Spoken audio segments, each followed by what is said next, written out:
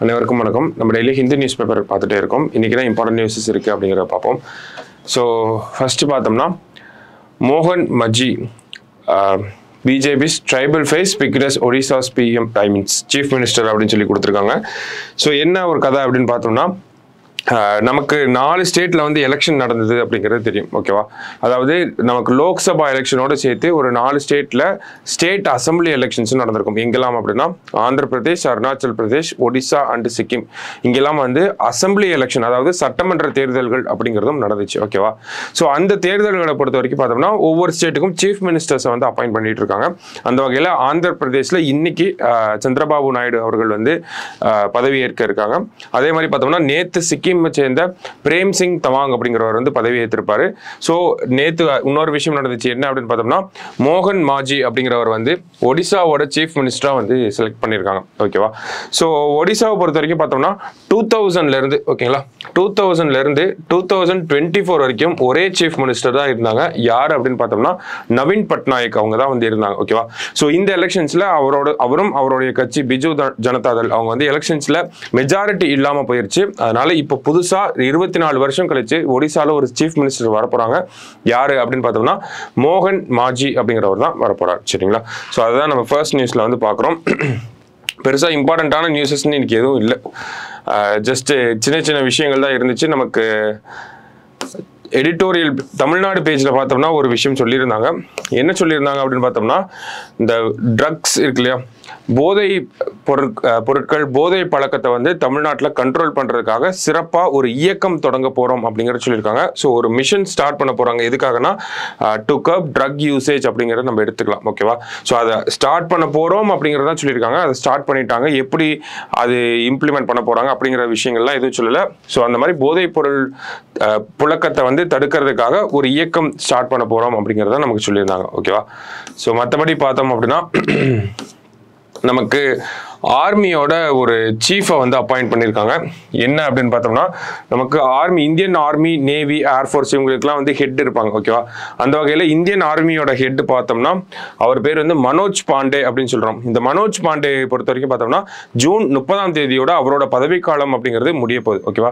So அதனால புதுசாக ஒருத்தர் அப்பாயிண்ட் பண்ண போகிறாங்க. ஜூன் 30க்கு அப்புறமா இந்தியாவோட ஆர்மியோட சீஃபாக யார் இருக்க போகிறாங்க, ராணுவத்தோடைய தலைமை தளபதியாக யார் இருக்க போகிறாங்க அப்படின்னு பார்த்தோம்னா நமக்கு உபேந்திர திவேதி அப்படின்னு சொல்லக்கூடிய இவர் தான் வந்து ஆர்மியோட சீஃபா இருக்க போறாரு. ஓகேவா? ஸோ ராணுவத்தினுடைய தலைமை தளபதியாக வரப்போறார். ஓகேவா? அடுத்தது பார்த்தோம்னா நமக்கு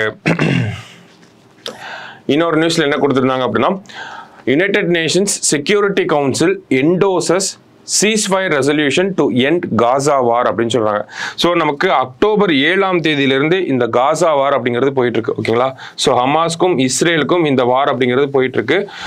கிட்டத்தட்ட 35,000க்கும் மேற்பட்ட பாலஸ்தீனிய மக்கள் வந்து இறந்து போயிருக்காங்க. ஸோ அந்த ஒரு வாரை பொறுத்த வரைக்கும் பார்த்தோம்னா இன்னமும் சீஸ்ஃபயர் போர் நிறுத்தம் அப்படிங்கிறது இன்னமும் வரவே இல்லை. ஸோ அதை ரிலேட்டடாக ஒரு விஷயத்தை வந்து யுனைடெட் நேஷன்ஸ் செக்யூரிட்டி கவுன்சிலில் வந்து அப்ரூவ் பண்ணியிருக்காங்க. என்டோர்ஸ் அப்படின்னா அப்ரூவ் பண்ணியிருக்காங்க. சரியா? என்ன ஒரு ரெசல்யூஷன் அப்படின்னா ஸோ இந்த ரெசல்யூஷனை அமெரிக்கா தான் வந்து கொண்டு வந்திருக்காங்க. ஸோ இந்த ஒரு சீஸ்ஃபயர் அப்படிங்கிறதையும் மீடியேட் பண்ணிட்டு இருக்கிறது யாரு அப்படின்னு பார்த்தோம்னா இந்த நடுவில் மத்தியஸ்தம் பண்ணிட்டு இருக்கிறது யார் அப்படின்னு பார்த்தோம்னா அமெரிக்கா தான். ஸோ அது வந்து ஒரு 3 ஃபேஸ்டா இருக்க போகுது. ஓகேவா? ஸோ 3 ஃபேஸா அந்த 3 கட்டங்களாக அந்த ஒரு சீஸ்ஃபயர் அப்படிங்கிறது இருக்க போகுது. எப்படிலாம் பார்த்தோம் அப்படின்னா ஃபர்ஸ்ட் ஃபேஸ்ல வந்து நமக்கு ஹாஸ்டேஜஸ் வந்து எக்ஸ்சேஞ்ச் பண்ணிப்பாங்க. இஸ்ரேல் கிட்ட இருக்கக்கூடிய பாலஸ்தீனிய மக்கள் ஹமாஸோட சோல்ஜர்ஸ் இவங்க எல்லாம் ஹமாஸ் கிட்ட கொடுப்பாங்க. அதே மாதிரி ஹமாஸும் பார்த்தோம்னா இஸ்ரேலிய மக்களை வந்து சிறைபிடிச்சு வச்சிருக்காங்க. ஸோ அவங்களையும் வந்து இஸ்ரேல் கிட்ட கொடுப்பாங்க. ஸோ இந்த மாதிரி ஹாஸ்டேஜஸ் வந்து எக்ஸ்சேஞ்ச் பண்ணிப்பாங்க. அடுத்ததாக பார்த்தோம் அப்படின்னா செகண்ட் ஃபேஸ்ல என்ன நடக்கும்னா சிவிலியன்ஸ் இருக்கக்கூடிய பகுதிகளில் இருக்கக்கூடிய இஸ்ரேலுடைய ராணுவம் வந்து வெளியேறும் அப்படிங்கிறத சொல்லியிருக்காங்க. 3வது கட்டமாக பார்த்தோம்னா காசால இன்ஃப்ராஸ்ட்ரக்சர் டெவலப்மெண்ட் அப்படிங்கறது கொண்டு வருவோம் அப்படிங்கறத சொல்லியிருக்காங்க. ஓகேவா? சோ இதுதான் இந்த 3 கட்டங்களா நடக்கக்கூடிய அந்த சீஸ்ஃபயர் ப்ரோக்ராம் அப்படிங்கிறது. இதை வந்து யூஎஸ் தான் கொண்டு வந்திருக்காங்க. இஸ்ரேல் இதுக்கு அப்ரூவ் பண்ணிட்டாங்க, ஓகே சொல்லிட்டாங்க அப்படிங்கறத வந்து யூஎஸ் பிரசிடென்ட் வந்து சொல்லியிருக்காங்க. இன்னும் ஹமாஸ் வந்து என்ன ஒரு முடிவு எடுத்திருக்காங்க அப்படிங்கிறது வெளியே தெரியாம தான் இருக்கு. அந்த வகையில தான் இப்போ என்ன ஆயிருக்கு அப்படின்னு பார்த்தோம்னா யுனைடெட் நேஷன்ஸ் செக்யூரிட்டி கவுன்சில்ல வந்து இந்த ஒரு பிளானை வந்து அப்ரூவ் பண்ணியிருக்காங்க. ஓகேவா. ஸோ அந்த ஒரு செய்தி தான் நமக்கு கொடுத்துருந்தாங்க இங்கே. ஸோ லாஸ்ட்டாக பார்த்தோம் அப்படின்னா இந்தியாவில் வந்து ஒரு டோர்னமெண்ட் நடக்க போகுது, அதை பற்றி தான் கடைசியாக கொடுத்துருந்தாங்க. ஸ்போர்ட்ஸ் ரிலேட்டடாக பார்க்குறோம். India to host hockey men's junior world cup 2025. இந்த ஹாக்கி டோர்னமெண்ட் அப்படிங்கிறத பார்த்தோம்னா நம்ம ஹாக்கி ஜூனியர் வேர்ல்டு கப் அப்படிங்கிறத 4th டைமாக நடத்த போகிறோம். ஓகேங்களா. ஸோ அதுவே ஒரு ரெக்கார்ட், நமக்கு 4th டைமாக நடத்த போகிறோம். டிசம்பர் 2025 நடக்க போகுது அப்படிங்கிற சொல்லியிருக்காங்க. இந்த காம்படிஷனில் 16 டீம்ஸ்க்கு பதிலாக 24 டீம்ஸ் வந்து இந்த காம்படிஷனில் இருக்கும் அப்படிங்கிறதையும் நமக்கு சொல்லியிருந்தாங்க. ஓகேவா. ஸோ பேசிக்காக சின்ன சின்ன நியூஸஸாக தான் இருந்துச்சு. நமக்கு பெருசாக எடிட்டோரியல் பேஜ்லையும் பார்த்தோம்னா நமக்கு ஹையர் எஜுகேஷனில் என்ன மாதிரியான பிரச்சனைகள் இருக்குது அப்படிங்கிற சொல்லியிருந்தாங்க.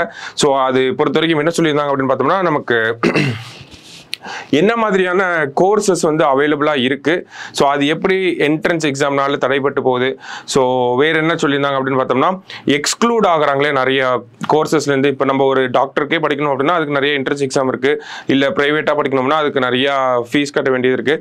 ஸோ அந்த மாதிரி எக்ஸ்க்ளூஷன்ஸ் அதிகமாக இருக்கனால ஒரு சில கோர்ஸில் வந்து ரொம்ப கம்மியான நபர்கள் தான் சேர முடியும், ஒரு சில க்ரைட்டீரியாவில் இருக்கக்கூடியவங்க மட்டும் தான் சேர முடியும். அதுக்கு வந்து நிறைய ஸ்டாண்டர்ட் எதிர்பார்க்குறாங்க. அந்த மாதிரியான கோர்சஸ் வந்து அதிகமாக இருக்கனால எல்லாருமே எங்க போறாங்க அப்படின்னா இந்த இன்ஜினியரிங், ஆர்ட்ஸ் போன்ற அந்த மாதிரியான டிகிரிஸை நோக்கியே நிறைய மக்கள் போறாங்க. இதனால இந்தியாவில் ஹையர் எஜுகேஷன்ல டைவர்சிஃபைடா ஹையர் எஜுகேஷன்ல நிறைய ஸ்டூடெண்ட்ஸ் இல்லாம போறாங்க. ஒவ்வொரு டிசிப்ளின்லையும் பார்த்தோம்னா ஒரு சில டிசிப்ளின்ல இப்போ இன்ஜினியரிங் எடுத்து பார்க்குறோம், ஆர்ட்ஸ் எடுத்து பார்க்குறோம்னா அங்கே அதிகமான ஸ்டூடெண்ட்ஸ் வந்து இருக்காங்க. மற்ற கோர்சஸ்ல பார்க்குறப்போ ரொம்ப கம்மியான ஸ்டூடெண்ட்ஸ் தான் இருக்காங்க. ஸோ இது வந்து ஒரு இன்இக்வாலிட்டியா இருக்கு அப்படிங்கிற சொல்றாங்க. ஸோ அந்த மாதிரி ரிலேட்டடாக தான் இந்த ஒரு ஆர்டிகலை வந்து நமக்கு கொடுத்துருந்தாங்க. ஸோ அதில் எக்ஸ்க்ளூசிவாக எதை பற்றி பேசியிருப்பாங்கன்னா சோஷியல் சயின்சஸ் அப்படிங்கிற இந்த ஒரு டிகிரி அப்படிங்கிறது சமீபத்தில் இன்ஜினியரிங் ஆர்ட்ஸ் மாதிரி இதுவும் வந்து அதிக நம்பர் ஆஃப் ஸ்டூடெண்ட்ஸ் வந்து என்ரோல் பண்ணிட்டு இருக்காங்க அப்படிங்கிறத வந்து நம்ம கொடுத்துருந்தாங்க. ஸோ இவ்வளவும் நமக்கு exam point of view reflect ஆகாது. ஓகேவா. ஸோ ஹையர் எஜுகேஷன் வரப்போ நமக்கு அதை சார்ந்து என்னென்ன திட்டங்கள் இருக்கு, ஹையர் எஜுகேஷன்ல என்ரோல்மெண்ட் ரேஷியோவை இன்க்ரீஸ் பண்றதுக்கு ஸ்டேட் கவர்மெண்ட், சென்ட்ரல் கவர்மெண்ட் என்ன பண்றாங்க, தமிழ்நாட்டோட ஹையர் எஜுகேஷன் எப்படி இருக்கு, ஸோ இது ரிலேட்டடாக தான் நமக்கு வருமே ஒழிய இவ்வளவு டீப்பா ஹையர் எஜுகேஷன்ல என்ன மாதிரியான ப்ராப்ளம்ஸ் இருக்கு அப்படிங்கறத கேட்க மாட்டாங்க. ஸோ இதை நம்ம 1-2 பாயிண்ட்ஸா வேணா ஆட் பண்ணலாம். ஸோ இப்போ இந்தியாவில் ஹையர் எஜுகேஷனை பொறுத்த வரைக்கும் பார்க்குறப்போ ஏன் ஹையர் எஜுகேஷனில் என்ரோல்மெண்ட் கம்மியாக இருக்குது, இப்போ இந்தியா லெவலில் பார்க்குறோம்னா 28.7% தான் ஹையர் எஜுகேஷன் என்ரோல்மெண்ட் அப்படிங்கிறது இருக்குது. ஸோ அப்போ அந்த மாதிரியான தருணங்களை நம்ம என்ட்ரன்ஸ் எக்ஸாம்ஸ் சொல்லலாம், ஹையர் ஃபீஸை வந்து சொல்லலாம், கவர்மெண்ட் காலேஜஸ் கம்மியாக இருக்கிறத வந்து சொல்லலாம், ஸோ பாவர்ட்டியை சொல்லலாம். இதை மாதிரி நிறைய காரணங்கள் வந்து நம்ம அதில் ஒரு சைடு ஹெட்டிங்கில் ஒரு 2 பாயிண்ட்டாக தான் நம்ம ஆட் பண்ணுவோம். அதில் இருக்கக்கூடிய ஒரு பாயிண்ட்டே இவ்வளோ பெருசாக எழுதணும் அப்படிங்கிற அவசியம் இருக்காது. ஓகேவா. பேசிக்காக ஹையர் எஜுகேஷன் பார்க்குறப்போ அப்படி தான் நமக்கு கொஸ்டின் வரும். Problems in higher education address பண்ணணும் அப்படின்னா 2-3 ப்ராப்ளம்ஸ் சொல்லிட்டு அதுக்கு அதை அட்ரஸ் பண்ணுறதுக்கு சென்ட்ரல் கவர்மெண்ட்டும் ஸ்டேட் கவர்மெண்ட்டும் என்ன மாதிரியான திட்டங்கள் கொண்டு வராங்க. இப்போ எக்ஸாம்பிளுக்கு தமிழக அரசாங்கம் இருக்காங்க அப்படின்னா புதுமை பெண் திட்டம் இருக்குது, தமிழ் புதல்வன் அப்படிங்கிற திட்டம் இருக்குது.